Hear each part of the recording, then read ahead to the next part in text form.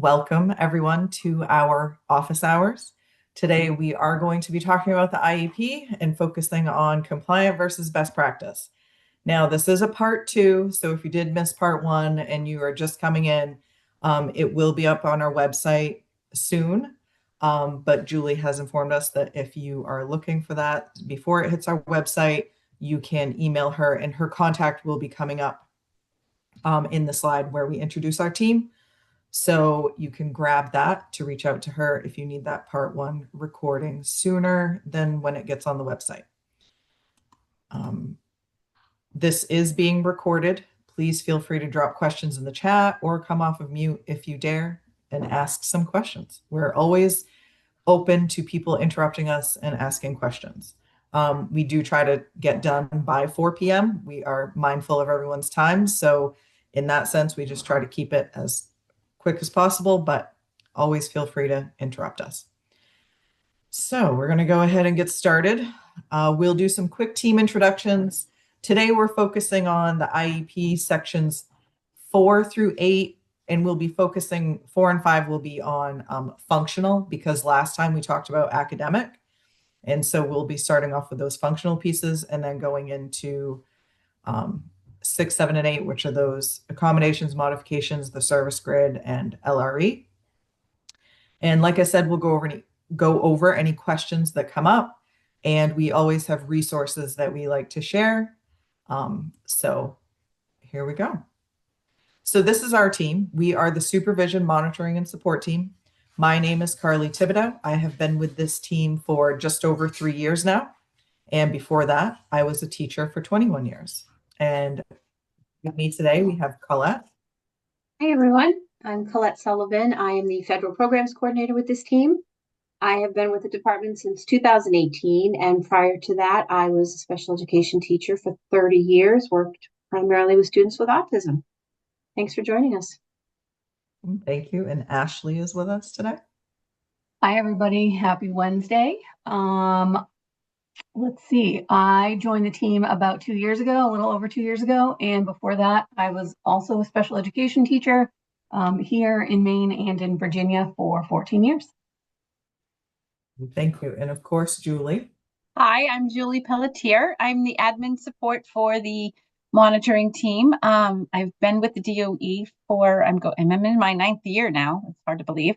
Prior to that, I was admin support at a K-5 elementary school for 16 years. Awesome. Thank you very much. And this is our contact information. You can reach out to any one of us. Jennifer Gleason is another member of our team. So feel free to reach out to any one of us for feedback or questions, things that come up. We're really here to support you. So please reach out to us. Okay, so we are talking about compliance versus best practice. So a couple of years ago, our team really took a deeper dive into what we were looking at as part of our job to review compliance, because as part of our job, we are the monitoring team. So we come in and review IEPs, paperwork as it relates to IDEA, the Individuals with Disabilities Education Act, and MUSER, the Maine Unified Special Ed Regulations. And we just make sure that everything is what regulation calls for. So when we were doing that deeper dive, we were seeing that we were going above and beyond what really was expected for compliance. And so when we come in for monitoring and we're really thinking about that corrective action plan and those things that need to be corrected, we stay to compliance. We make sure that you are complying with regulations. However, we also do professional development and training like we do today, like we're doing today. And when we do that, we really wanted to capture that best practice piece, because we're all former teachers and still teachers at heart. And so we really want to put that best practice out there, because we really feel like that will lead to better programming. And that's really what we want for all students.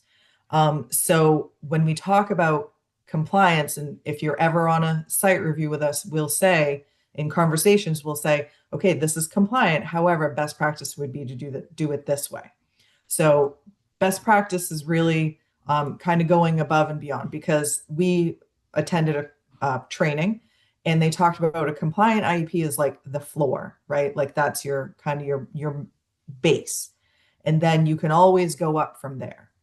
So we always talk about a compliant IEP doesn't always mean it's a good IEP. So when we talk about best practice, we are really thinking about how to make it better, how to make it good for the student.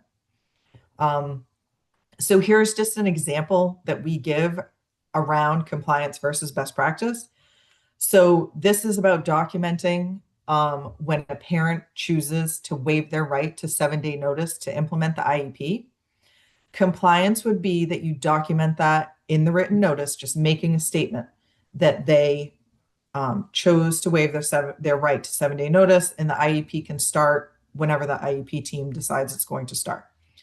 Best practice would be to document that in the written notice and also use the optional form that's available and have them sign that.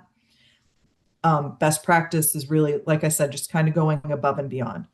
And oftentimes when you think about best practice, you're also thinking about if someone were to review this, like in a legal situation, or a hearing officer were to review this, would this be a good example? And would the hearing officer, think that this is good enough? So it's unfortunate that we have to think like that, but best practice will lead you to those better results. So here is just a reminder that this is a part 2. So if you come in and you're like, whoa, where are all these other pieces? We did them in part 1. So if you missed it, it will be up on our website. But as I've said, Julie has offered to send them to people. And we do have her email within the PowerPoint. So if you're looking for her contact information, it is within. So you can reach out to her for that recording before it goes live on our website if it takes too long. All right, having said all that, we're going to jump into our parts now. So this is a document that we created. It's called our IEP quick reference document. It takes all of the findings and codes that we have, and we outline what is compliance and what is best practice within it. And it's embedded within the IEP form. So if you are not using a resource from us or any resources from us, this is definitely one that we would recommend because it really breaks things down. So if you go through these as like check boxes and you check each part, you will have a compliant IEP. We also do put in some best practice. We probably don't have everything in there for best practice, but we do break it down so that you can see the difference. So these codes are there, and that's more for us and when we do that monitoring piece, but it is there just for you to have that idea of what we look at or those codes that we use, but you don't need to know those codes at all. Okay, so we're going to start in on section 4D. This is where you list out those distinctly measurable and persistent gaps in functional performance and how they affect the child's involvement and progress in the gen ed curriculum. So this is where you put your gaps in your how statement. So you can see there are many components that we look at within here. So this one's all about the gaps listed, and then this one's about the how statement or these pieces. And then also in this section, we look for alignment. So we're going to talk a little more in depth about these things. So first, we have those distinctly measurable and persistent gaps. There we go. Losing my words. Sorry about that. So first, you think about those broad functional areas. But when you're putting things in this section, you don't want to list these broader areas. You really, best practice is to work on those more specific skills and list those skills that you're working on specifically within the goals. Okay, so I'm just going to jump down to motor. Like a lot of times you have, fine motor goals or gross motor goals or whatever they are.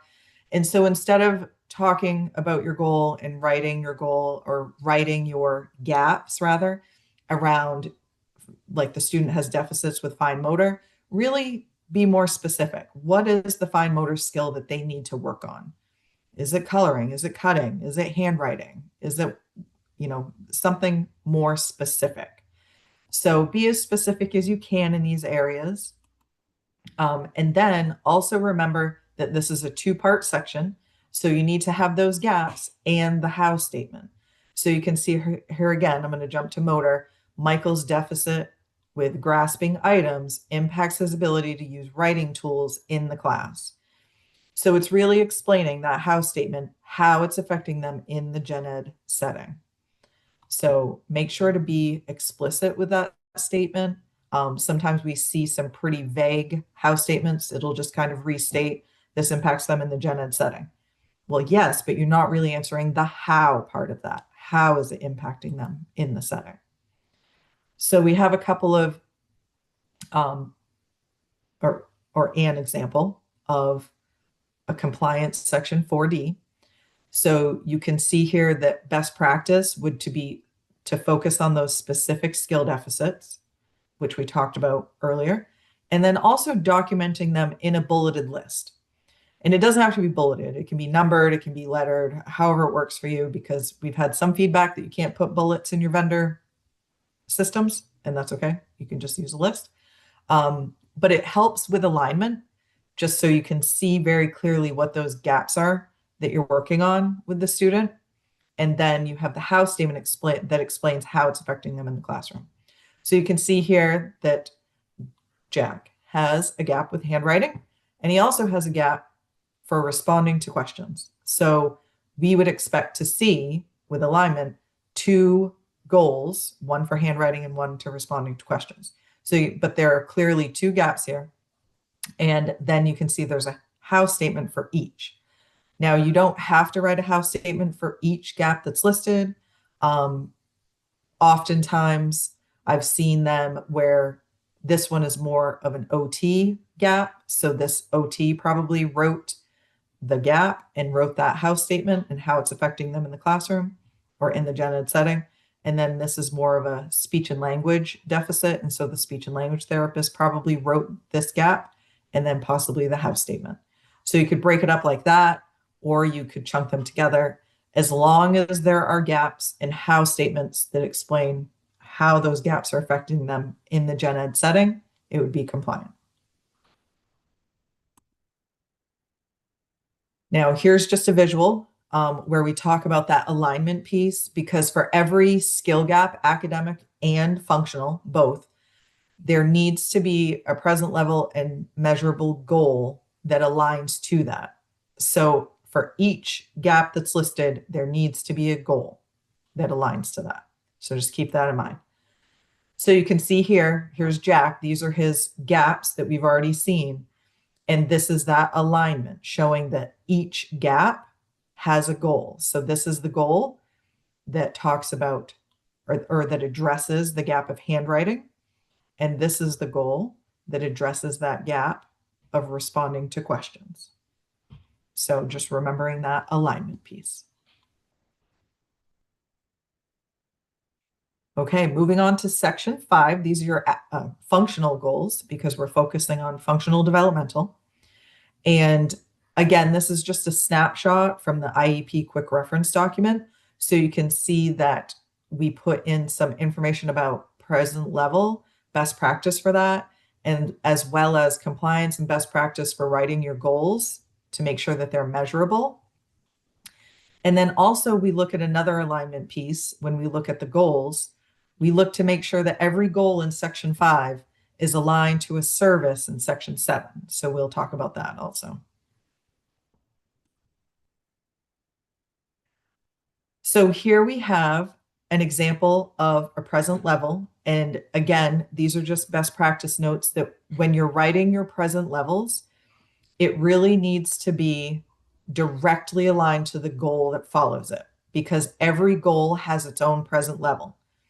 So when you are thinking about your goal and the gap that you're working on, you really want to make sure that your present level states where that student currently is working on that goal. So for this example, Jack is able to complete his writing tasks with no letter reversals and correct placement of letters on the line in 1 out of 5 opportunities. So that's what he's able to do right now.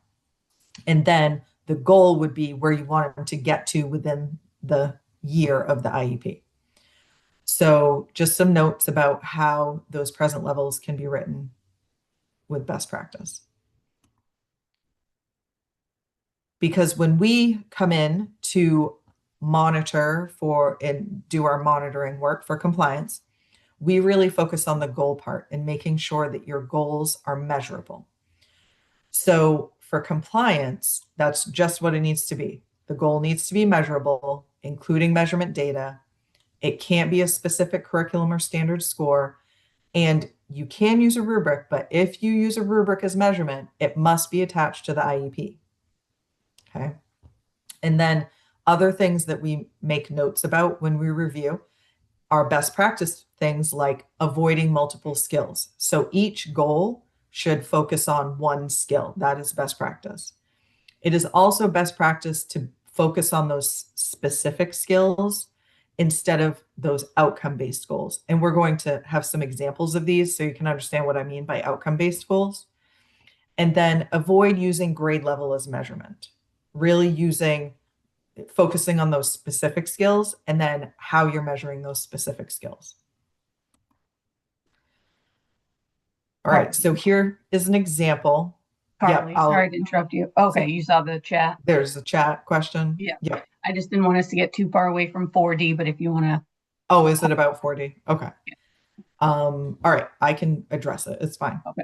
So would it be acceptable to include adjacent info previous data in addition to the directly correlated present level in that section?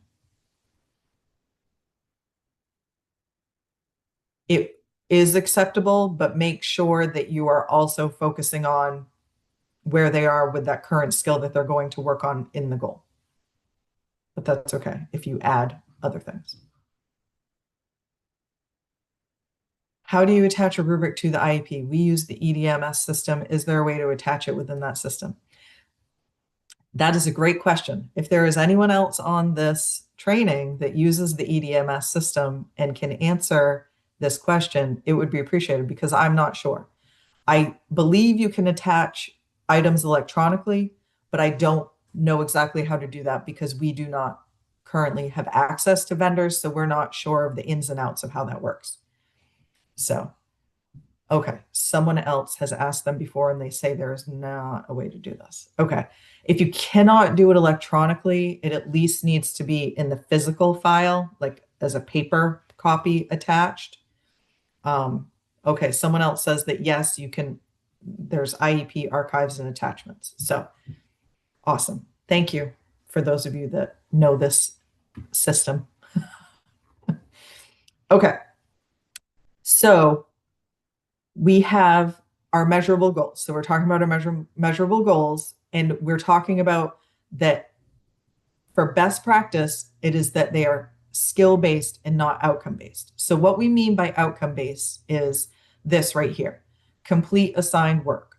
Oftentimes we see goals that are written around the student will complete their assigned work with 80% accuracy or, 8 out of 10 opportunities or whatever. But this is really an outcome goal because an outcome goal is you're thinking, okay, we want every student to be able to do this. This is like what we want everyone to get to. So instead, think about, okay, we want the student to complete their work, but what am I teaching them in that session with them because they have a goal, so they have some kind of service. So in that service, I'm going to be teaching them a skill. What is that skill that I'm teaching them? So here are just some examples that maybe would correlate to the student being able to complete their assigned work, like time management, asking for help, using a graphic organizer. Okay. So here's another one. We often see this, and I think as special ed teachers, we often wrote this also. We wrote goals around reduce aggressive behavior. And I mean, I'm pretty sure I was guilty of this. I wrote outcome-based goals. I think we all have admitted to that. And so we are now that we know, we are teaching, right? So we would avoid writing a goal like this because we know that's outcome-based. That's not really what you're teaching. What you're really teaching are those skills that will help reduce those aggressive behaviors, hopefully, right? Sometimes we don't always know what they are, but we take a stab at it. So maybe they need to identify emotions, choose a regulation strategy, or request a break. So these, again, are just some ideas that maybe these things would be taught to help reduce those aggressive behaviors. So here we have an example. Here's our outcome-based goal up here. And it says that given direct social work services and BCBA consultation, Simon will reduce his emotional outbursts that disrupt class to 1 or less per day across 5 days as measured by daily data collection. So that's outcome-based because it's focused on reducing his emotional outbursts. So instead, what are you really going to teach him? What's that skill? So the teacher or the person writing the goal, case manager, has decided that the goal is going to be around Simon being able to identify 3 different self-regulation strategies by choosing the appropriate visual in real and contrived situations in 80% of opportunities. So here we're teaching a skill of identifying those self-regulation strategies, right? Instead of writing the goal around reducing the emotional outbursts. We're hoping that this skill will reduce those. So that's the idea behind that.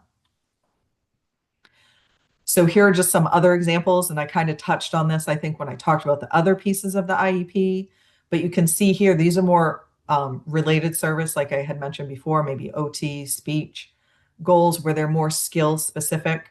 And you can kind of see up here, this is around motor planning, right? Because deficits with motor planning affect Jack's ability to write legibly. So when you're thinking about that's like the broader skill. We want him to be able to have better motor planning. But in order to do that, we're focusing on handwriting. So that's really more skill specific.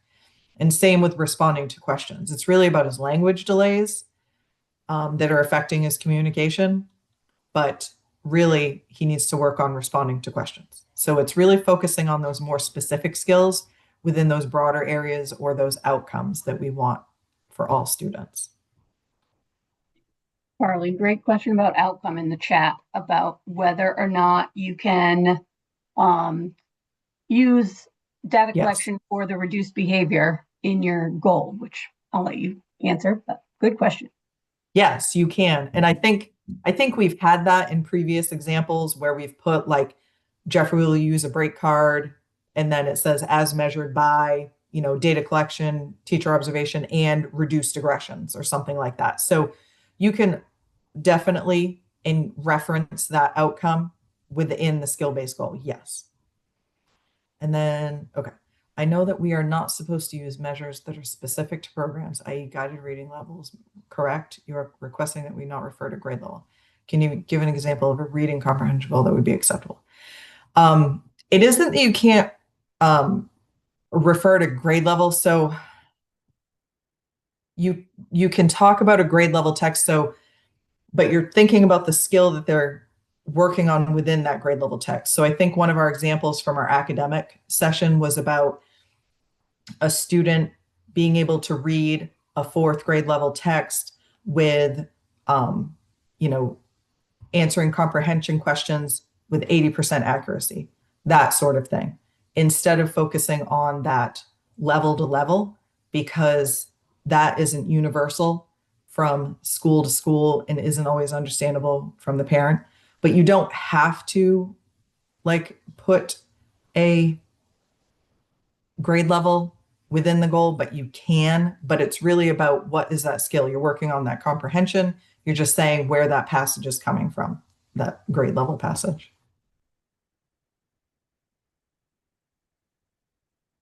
Okay. So here's another example of a measurable goal. You can see, excuse me, there are gaps listed in section 4D, and then there's a house statement. And then they are aligned to these goals. And this first one is about identifying basic feelings in himself. And so this is about identifying those feelings. And then this one also has some objectives. So you can see that when you're writing objectives, you're thinking about them being short-term objectives. And you're going to see this on the next slide also. So this is just kind of an example of how you could write those objectives, but it's really all under this goal.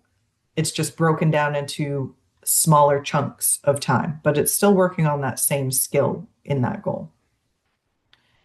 And then you can see that there's another goal around identifying 3 different self-regulation strategies, which aligns back to that deficit that is listed in 4D around identifying self-regulation strategies.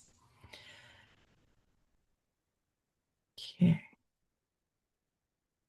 So this is the slide that I was referring to. So when you do choose to write objectives with your functional goals or even your academic goals, they really are short-term objectives. So your goal is for the life of the IEP or that year of the IEP.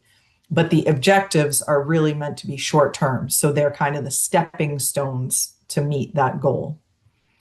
And then just a note over here in this little blue star-ish thing, annual goals must be measurable like as standalone goals. So sometimes we see like as measured by meeting the following objectives. It should be a measurement all by itself. So the goal should be its own skill with its own measurement because objectives are not required. And so when we review, we only review goals. So if the goal must be measurable by itself. Then here's just another example of objectives. I'm not going to dwell on this because I didn't realize that the other one had examples also. So you can see that it's broken down into short term and it aligns with that overall goal. Then this is that alignment piece that I mentioned before. So now we're thinking about the goals, and every goal must have a special education or related service and or related service. So you must have alignment from the goal to the service grid.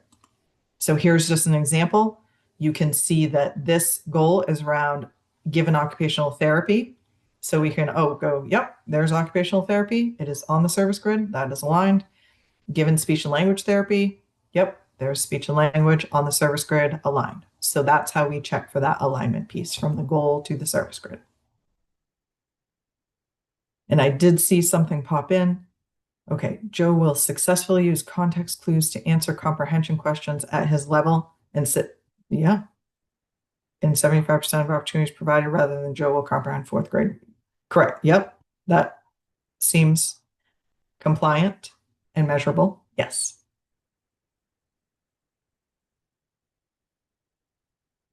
All right, moving on to section 6. So again, this is the snapshot of the IEP quick reference document.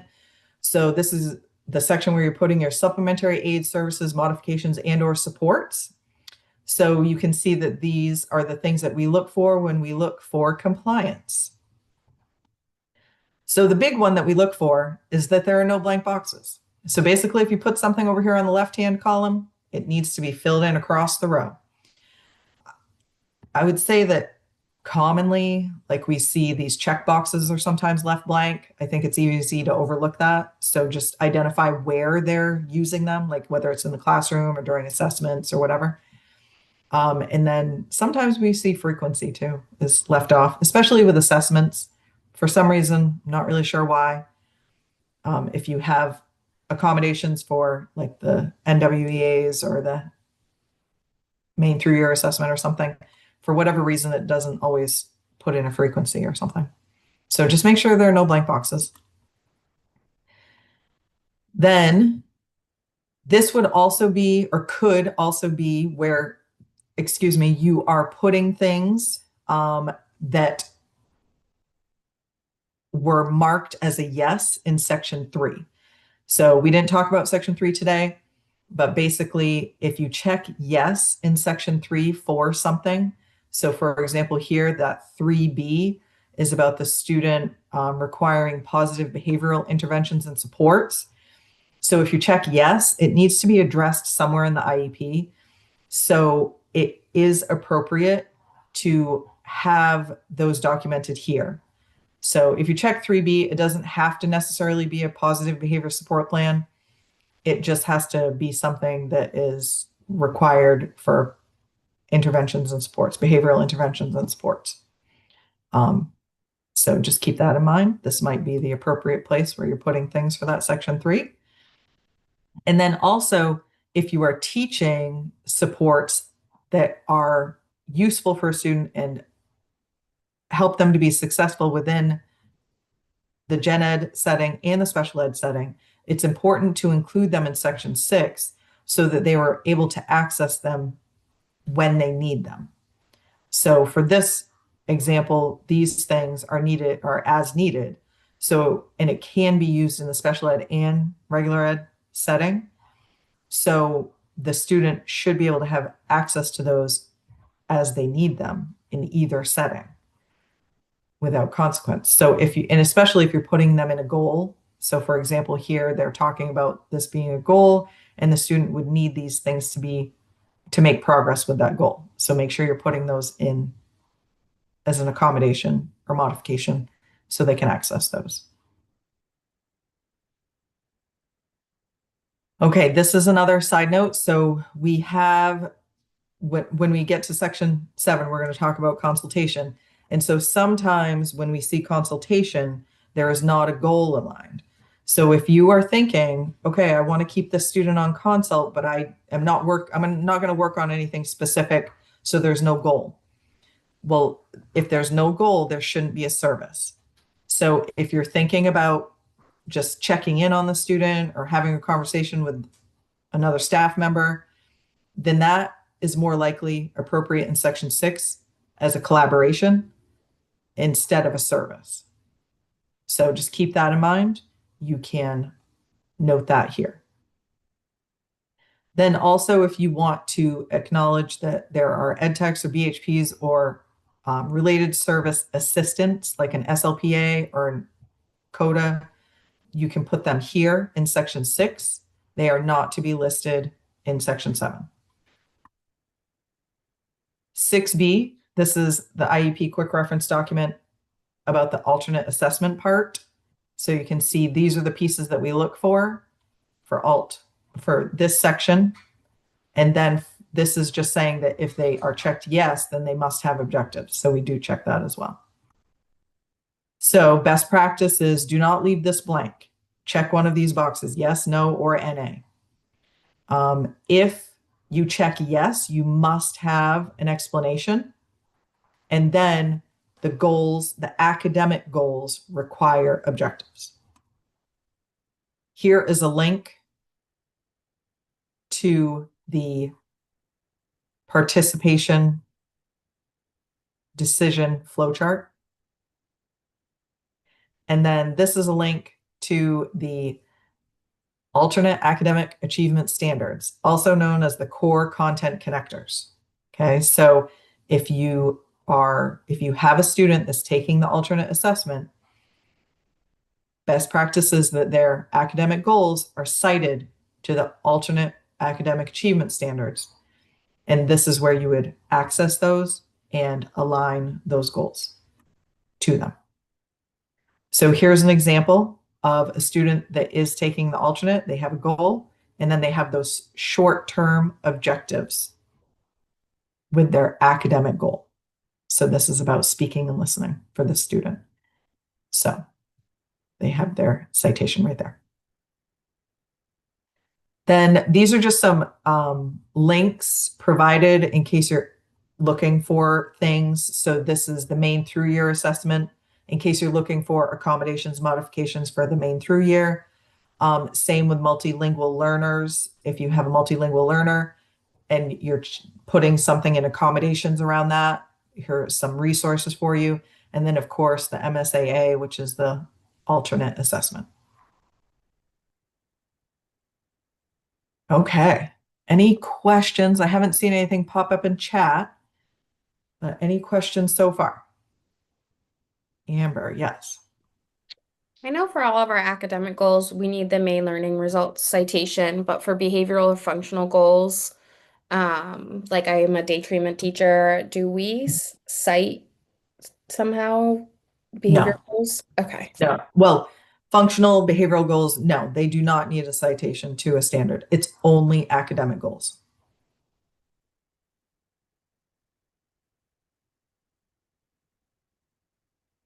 Okay. I'm going to keep moving on. Section 7, this is your service grid, or the student service grid, I should say. So you can see we have many things that we look at for compliance here. And then we do have a note about best practice because we look at alignment going from the goal to the service grid. But best practice is also to think about every service really needs to be aligned back to a goal. And then we also do this other thing, but we're not really talking about it today. It's just something that we do when we come on site. We look at provider schedules to make sure that every service on the service grid is actually being provided. But that isn't a part of writing the IEP, so we are not going to talk about that in this training. So here with section 7, it is noted to remember that the child's needs drive their services and their frequencies, not the school or program schedule. Okay, so this is not always easy to do because we know that this isn't necessarily a special education thing. This can be also a general education thing because they're the ones that set the school schedule. And so sometimes it's hard to work around that. But just keeping in mind that the student services really should be focused on how much time they need to be out of the classroom, not just, oh, they have a 90-minute block for math, so they have to come out for all 90 minutes. So being really mindful of putting that frequency around their needs. Then filling out section 7, just like in section 6, if you have a service, you need to make sure you complete all the pieces across the row for that service. Okay, just a couple of notes. When you do the position responsible, it needs to be the certified special educator or licensed related service provider that's the position responsible. There should not be any ed techs, assistants, or anyone like that listed here because ultimately that certified special educator or licensed related service provider is the position responsible. They're overseeing those assistants and ed techs, but they're actually the ones responsible. When you fill in your location, special ed setting, general ed setting, or you can do both. And then your frequency, making sure you're filling in your frequency and make sure it's understandable to everyone on the IEP team, including the parents. So this varies a lot from SAU to SAU. And then filling out your duration date, make sure you fill that in. And just a little note about ESY, extended school year, adjust those dates to reflect just that ESY time in the summer. Because if you write it for the duration of the IEP, you technically could be asked to provide services during other breaks, like April break or February break, things like that. And then just a note about speech and language services. We do see this more often than not. Speech and language can be a special ed service or it can be a related service. So the time that it is a special ed service would be noted on the top part of the service grid is if they are a student identified with a speech and language impairment, either by itself or part of a multiple, or if the child is identified with autism and speech and language is the only service that they get. Then speech and language is a special ed service and goes on the top part. All of the other times, it goes on the bottom part as a related service. Okay, so just a note about the service grid. You would not list science, social studies, health, any of those areas on the service grid because we don't write goals around those. When the student is evaluated, they are identified with those academic skill deficits in those academic areas of reading, writing, math, listening, speaking. So if they require science or social studies or health or something like that, then it isn't because of a deficit with one of those areas. It's a deficit probably with reading or writing or math. So those are the deficit areas, and those are the services that would be listed in the service grid and also focused on within the goals.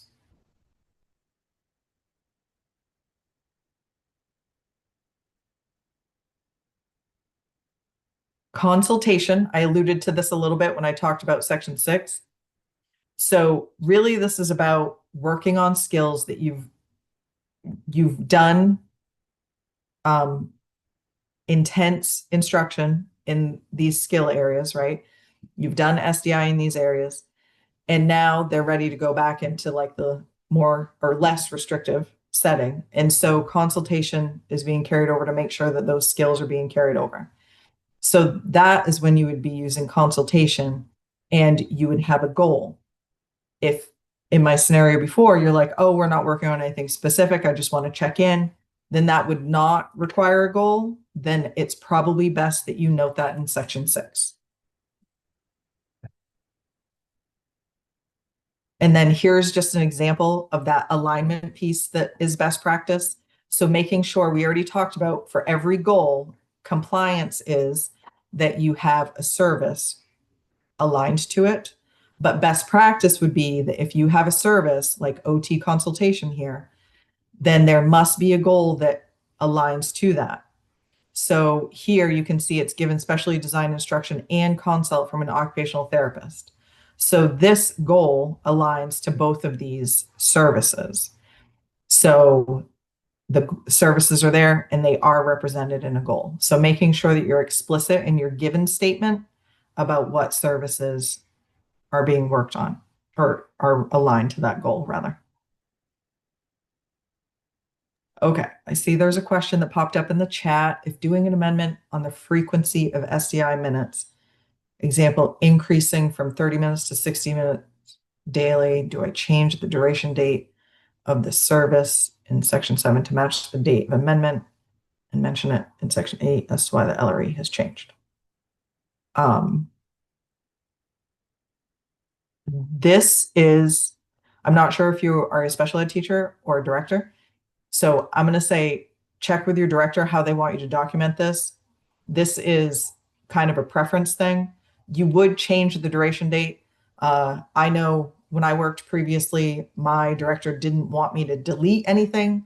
So I had, like, if I had 30 minutes, I would put an end date of when that amendment happened, and then I'd put a new SDI service and start date of when that amendment happened to the end of the IEP.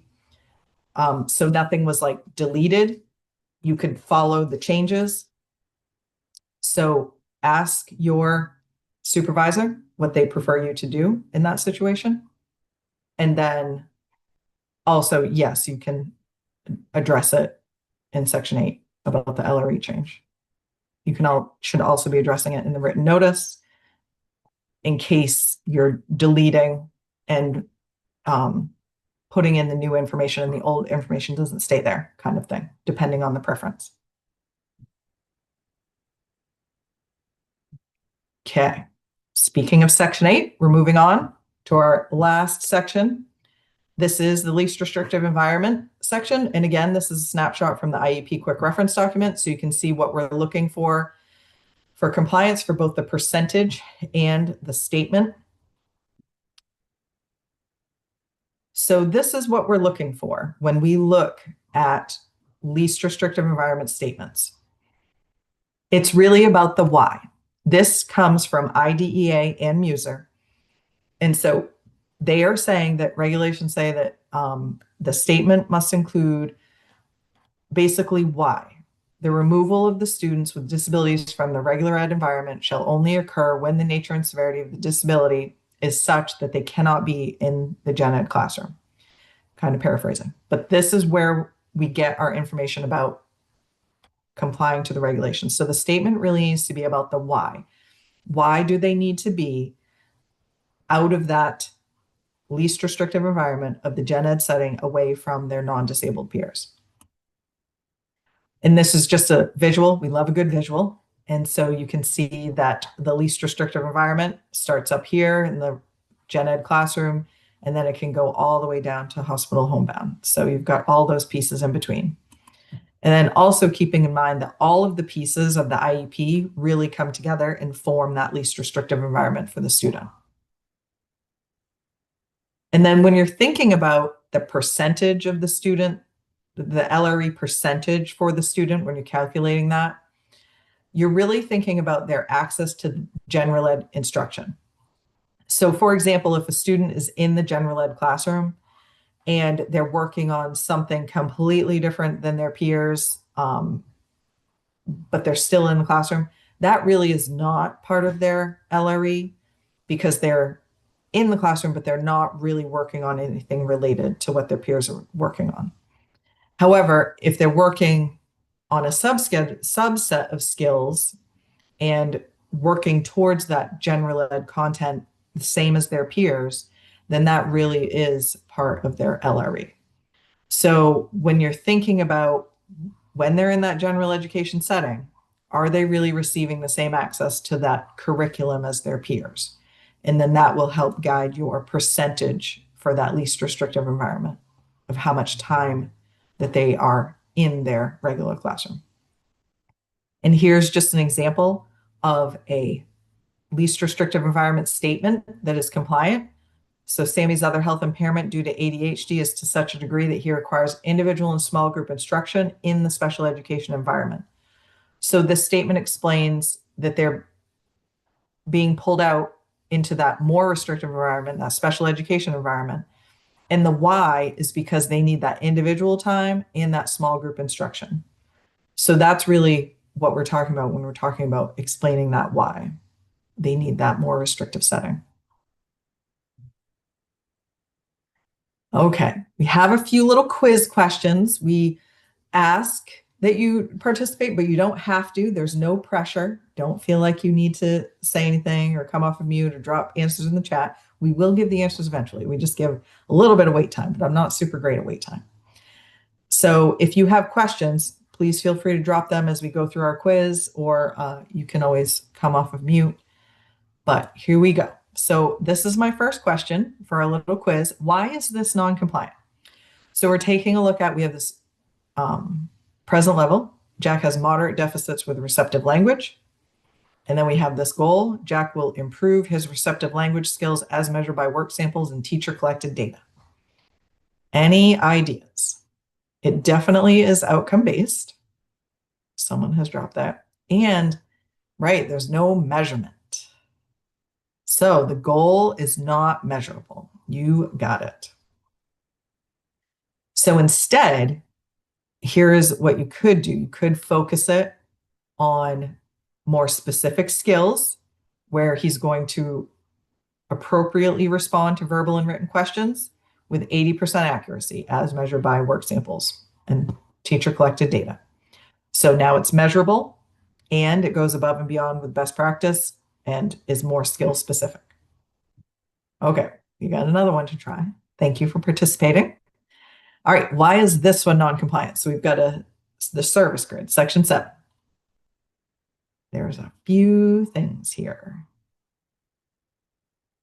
Right, science. We do not put science on the service grid. And the dates. Somebody did catch the dates. Yep. Exactly. So that's it. You got them both. And so it might look something like this. There's no need to put science because really the deficit is in reading for this student anyway. Could be different for other students. And then we did fix the dates. Very good. Okay, how about this one? Why is this one non-compliant? Another service grid.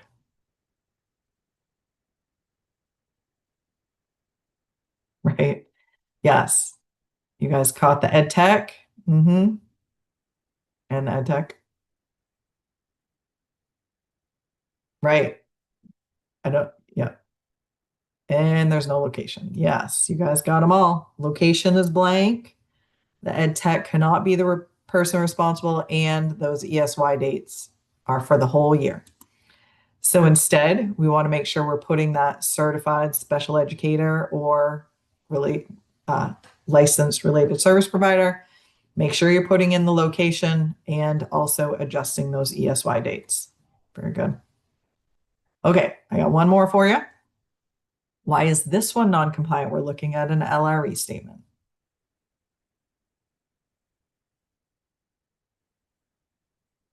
This one might be a little bit trickier because I didn't really talk about this.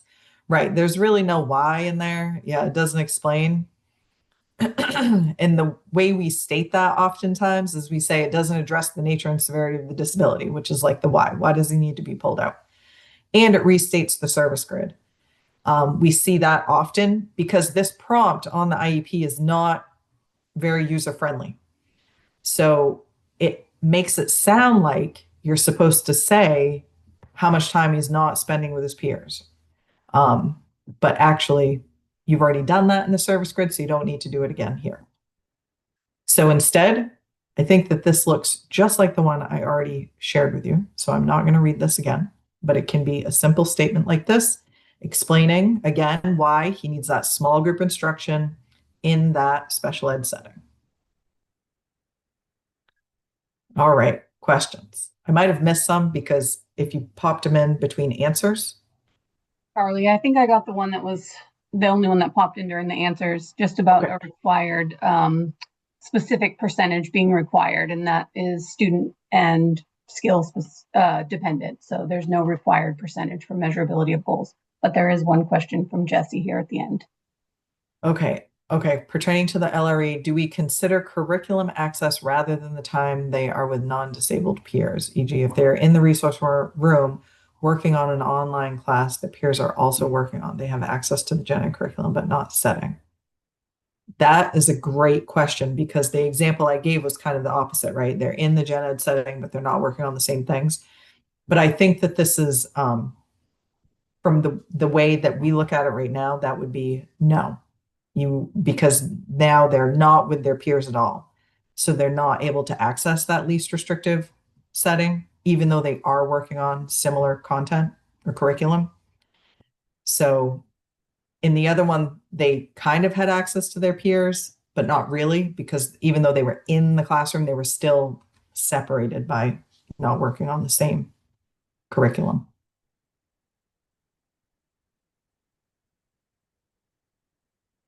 Yes. You're welcome.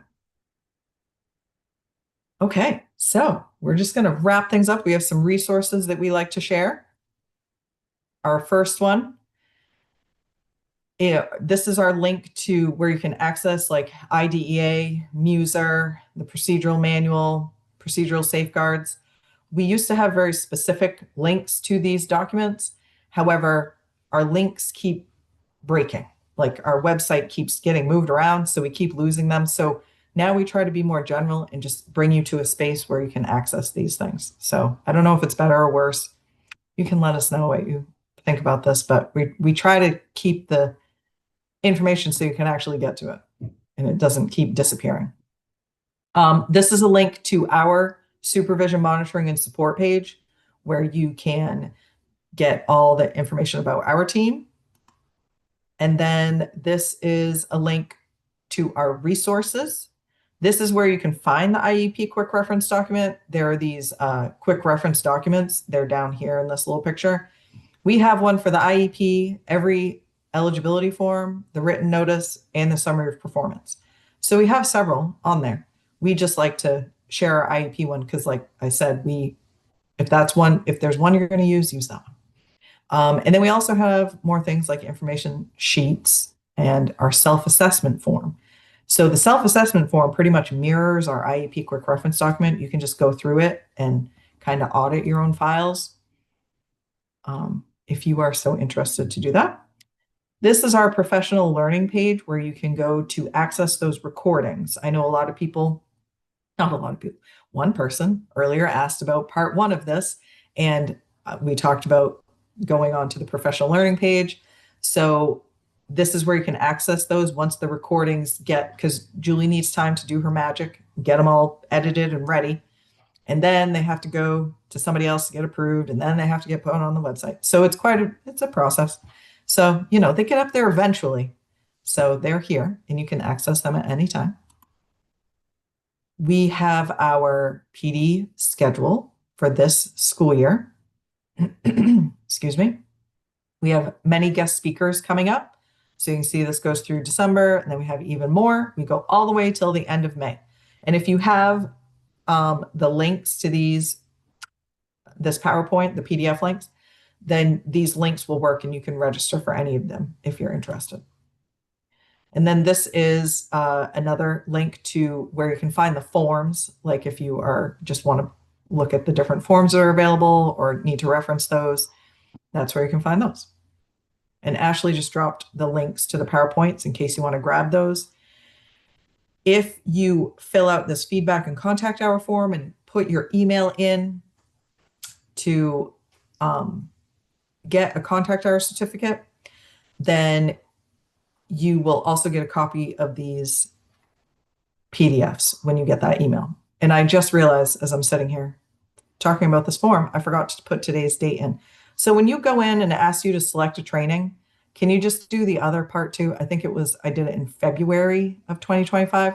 So just look for the compliance versus good part 2, because I forgot to put this on our list of trainings.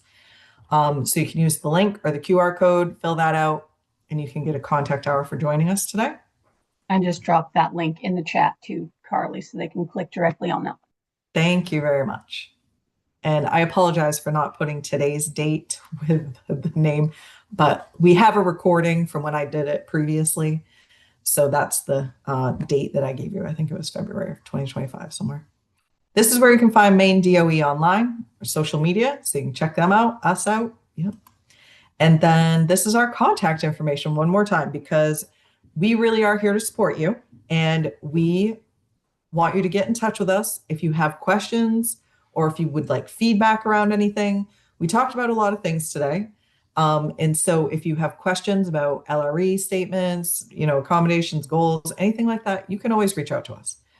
We just ask that you do not send us anything in an actual IEP or form or anything like that. You can copy and paste it and put it in an email.